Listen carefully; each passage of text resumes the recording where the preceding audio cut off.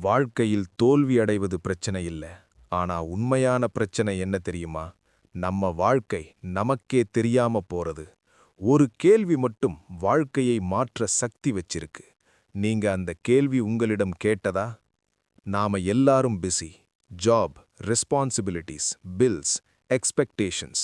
வாழ்க்கை ஓடுது. ஆனா நம்ம உள்ளே ஓர் காலி இடம். அதுதான் பயங்கரம்.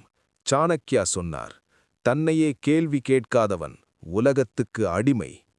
நம்மில் பலருக்கு ஸ்டெபிலிட்டி இருக்கு, ஆனா சாட்டிஸ்ஃபேக்ஷன் இல்ல. சக்சஸ் இருக்கு, ஆனா பீஸ் இல்ல.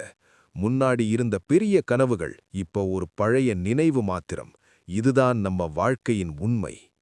ஒரு மனிதன் இருந்தான். வெளி உலகத்துக்கு அவன் பெர்ஃபெக்ட். வேலை இருக்குது, சம்பளம் இருக்குது, ரெஸ்பெக்ட் இருக்குது. ஆனா உள்ளே அவன் மனசு மட்டும் கத்துது.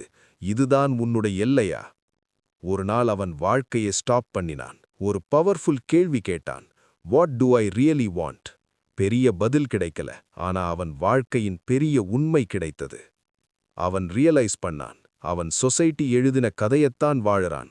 தன் மனசு எழுத வேண்டிய வாழ்க்கையே இல்லை. அதுதான் டேர்னிங் பாயிண்ட். அவன் முடிவு செய்தான், வாழ்க்கையை சர்வைஸ் பண்ணாம உண்மையா வாழணும்.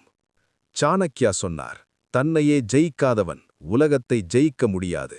செல்ஃப் இம்ப்ரூவ்மெண்ட் என்பது மோட்டிவேஷனல் லைன் இல்ல, அது ஒரு வெப்பன், உன் வாழ்க்கையை மாற்ற ஆயுதம். முதல் உண்மை, உண்மையை நீ பாரு. உனக்கு என்ன வேணும்? மணி, ரெஸ்பெக்ட், ஃப்ரீடம், பீஸ். உன்னிடமிருந்து மறைக்காதே. உன்னை நீயே ஏமாத்தினா உன் வாழ்க்கை முழுக்க தோல்வி. அடுத்தது, மாற்றத்தை பயப்படாதே. பழைய நாமை பிடிச்சுக்கிட்டு இருந்தா புதிய வாழ்க்கை வராது.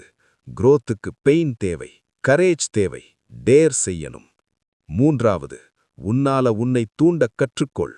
மோட்டிவேஷன் வெளியிலிருந்து வராது. உள்ளே இருக்கிற தீதான் உண்மையான சக்தி. உன் மனசு எரியணும், அதுதான் லைஃப் என்ஜின்.